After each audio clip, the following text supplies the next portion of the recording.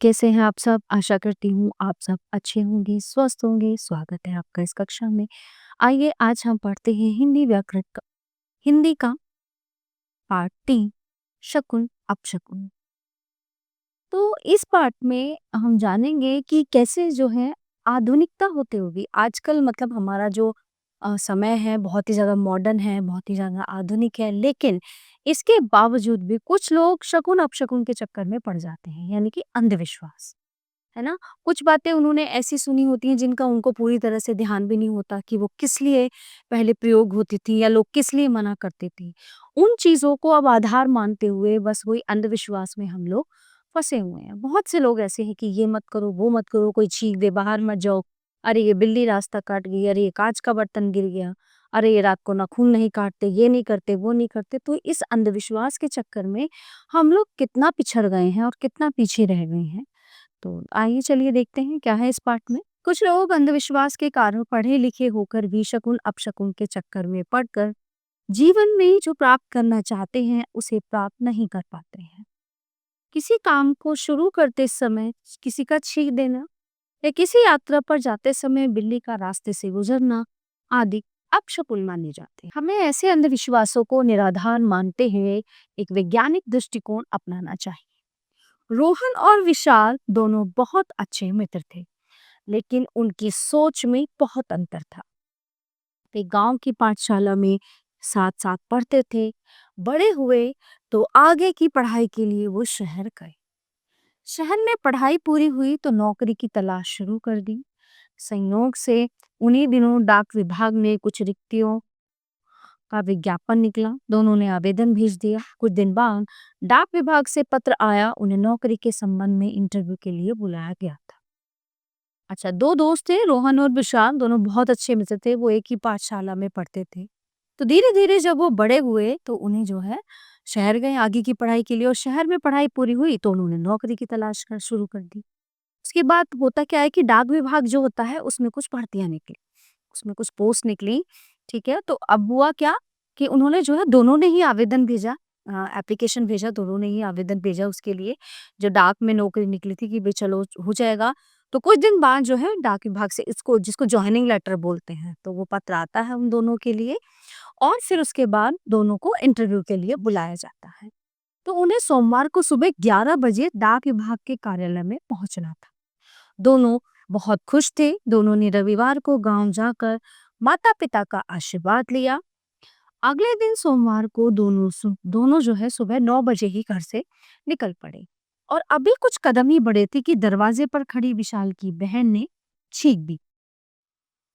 विशाल घबरा गया कि अरे इसने तो छींक दिया है ना। तो विशाल क्या कहता है, धत तेरेगी, हो गया अपशकुन। ठीक है, रोहन अब जाना बेकार है, अब नौकरी हमें नहीं मिलने वाली। रोहन हंसकर बोला, अरे मित्र, तुम पढ़ लिख कर भी शकुन अपशकुन में विश्वास करते हो। चलो चलो, छींक से कुछ नहीं होता। विशाल बोला, होता कैसे नहीं है, मेरी दादी कहती थी कि किसी काम के लिए जाते समय अगर कोई छींक दे तो वो काम कभी नहीं होता। है ना? तो किसने? दादी ने बताया, और दादी पुराने ख्यालात की थी, लेकिन ऐसा नहीं था। और मेरी दादी तो सुबह उठते ही 8-10 छींके मार देती है। अगर छींकने से काम रुक जाए तो हमारे घर में तो कोई काम ही ना हो। पर ऐसा कुछ नहीं है, आओ चले, रोहन बोला। विशाल अनमना सा रोहन के साथ चल दिया। उसका मन कह रहा था कि अब जाना बेकार है। थोड़ी देर में वे गांव से बाहर पहुंच गए। दूर से बस आती हुई दिखाई दी तो रोहन ने कहा, दौड़ो विशाल, दौड़ो, बस निकल जाए। दोनों बस की ओर दौड़ने लगे। विशाल के पैर तो आगे बढ़ रहे थे, लेकिन मन उसको पीछे की तरफ खींच रहा था। तभी एक बिल्ली उनके सामने से निकल गई। तो बस विशाल तो ठिठक कर रुक गया, है ना। अब बस पकड़ रहे थे दोनों उस तरह धीरे धीरे चलते मतलब दौड़ते हुए। तभी क्या हुआ, एकदम से उनके सामने से बिल्ली निकल गई। अब और ज्यादा विशाल को लगने लगा कि अपशकुन हो गया। तो रोहन ने पूछा, क्या हुआ विशाल, रुक क्यों गई? जल्दी चलो वरना बस निकल जाएगी। विशाल झुंझुलाकर बोला, निकल जाने दो, पहले छींक और अब बिल्ली भी रास्ता काट गई। नौकरी तो मिलेगी ही नहीं, और भी न जाने क्या आफत झेलनी पड़े। ना भाई ना, मैं अब नहीं जाऊंगा। रोहन जोर से हंसकर बोला, बिल्ली को क्या पता कि तुम नौकरी के लिए जा रहे हो, वो कहीं से तो जाएगी ना, कोई तो रास्ता वो ढूंढेगी ना जाने के लिए। तो उसे क्या पता कि तुम नौकरी के लिए जा रहे हो। अभी तो डाक विभाग वालों ने ये भी निर्णय नहीं किया कि नौकरी किसे देंगे। फिर बिल्ली तुम्हारी नौकरी के रास्ते में कैसे आ सकती है? चुपचाप चलो और अंधविश्वासी मत बनो। विशाल ने उत्तर दिया, आप जो भी कहो, लेकिन पुराने जमाने से चली आ रही ये बातें झूठ नहीं हो सकती। रोहन ने बहुत समझाया, लेकिन विशाल नहीं माना और वो वापस लौट गया। किस कारण वापस लौट गया? अंधविश्वास के कारण लौट गया। मतलब वो पुरानी बातों को इतना मतलब लगा के रखता था मन से, और उसके घर में भी ये चीजें कही जाती थी, तो कहीं ना कहीं उसके दिमाग में भी ये चीज बैठ गई थी कि अब काम नहीं होने वाला। विशाल को समझाने के चक्कर में बस भी निकल गई थी। रोहन अगली सी बस की प्रतीक्षा करने लगा। थोड़ी देर में दूसरी बस आ गई और वह उसमें बैठ गया। मैं सोच रहा था, कहीं ऐसा ना हो कि मुझे देर हो गई और देरी से पहुंचने के कारण मुझे नौकरी ना मिले।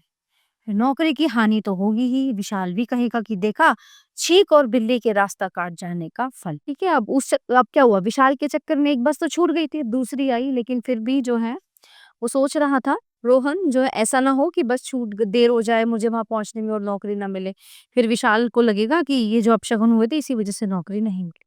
लेकिन सौभाग्य से रोहन समय पर शहर पहुंच गया। डाक विभाग के अधिकारी ने जो कुछ पूछा, रोहन ने उसका ठीक ठीक उत्तर दे दिया। थोड़े दिन बाद डाक विभाग से पत्र आया कि उसे नौकरी मिल गई है। विशाल ने सुना तो सोचा, छींकने पर और बिल्ली के रास्ता काटने पर भी रोहन को नौकरी मिल गई। ये कैसे हुआ? ये अपशकुन तो शकुन बन गए। ठीक है, और ऐसा कभी कुछ नहीं होता कि किसी चीज से कोई अपशकुन होता है। ये सिर्फ मानने की बात है, और आज के वैज्ञानिक युग में ये तो संभव है ही नहीं। और आप जितना सोचेंगे, जितना नकारात्मक चीजों को दिमाग में लाएंगे, तो चीजें फिर ऐसे ही होनी शुरू हो जाती है। फिर आपको यही लगने लगता है कि अरे ये अपशगुन हुआ तो ये इसलिए ऐसा हुआ। जब आप अपना नेगेटिव माइंडसेट बना लेते हैं ना, नकारात्मक माइंडसेट कर लेते हैं, तो फिर आपके साथ चीजें जो है नकारात्मक ही होती चली जाती है। तो कभी भी हमें नकारात्मक नहीं, सकारात्मक सोचना चाहिए। तो प्यारे बच्चों, ये पाठ यहीं पे समाप्त होता है। आशा करती हूँ आपको अच्छे से समझ आया होगा। मिलते हैं अगली कक्षा में। धन्यवाद।